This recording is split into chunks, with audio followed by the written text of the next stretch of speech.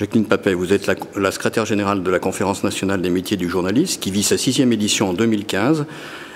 Ici à Paris, elle a porté un petit peu les nouvelles frontières. En quoi cette conférence nationale des métiers du journaliste peut être utile pour la profession et pour les syndicats de journalistes? Alors, l'objectif, effectivement, dès le début de cette conférence, était de mettre ensemble des personnes qui s'occupent de formation et de journalisme et qui n'ont pas l'habitude de se parler. Donc, il y a les éditeurs d'un côté, les syndicats de journalistes de l'autre. Ça, c'est une des premières parties de ceux qui se retrouvent. Il y a ensuite les formateurs, bien évidemment, et il y a les étudiants. Les chercheurs sont là aussi pour nous aider à cette réflexion qui a été entamée il y a déjà 6 ans, qui est passée par la création d'un passeport professionnel, qui est passée par tout un rapport sur la diversité, qui est passée par un référentiel commun au ministère et à la profession.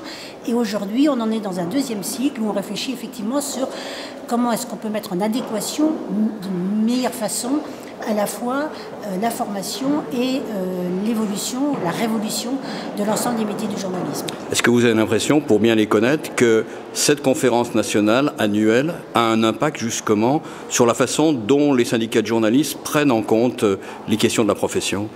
C'est un espoir en tout cas.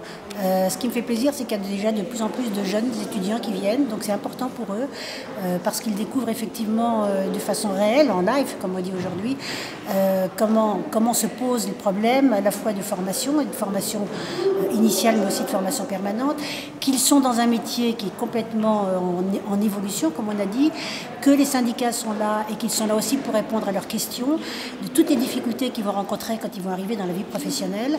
Ils savent qu'il y a en effet des éditeurs et des syndicats de journalistes qui réfléchissent ensemble et qui sont là effectivement pour peut-être mieux permettre l'arrivée sur le marché de l'emploi dès lors qu'ils sortent d'une école de journalisme ou d'une autre école d'ailleurs. Alors, 6e édition en 2015, sans doute 7e en 2016. Quel pourrait être le thème de cette nouvelle conférence ? Je pense qu'il faut qu'on reste quand même dans les questions d'évolution et de formation, parce que c'est un petit peu l'objectif.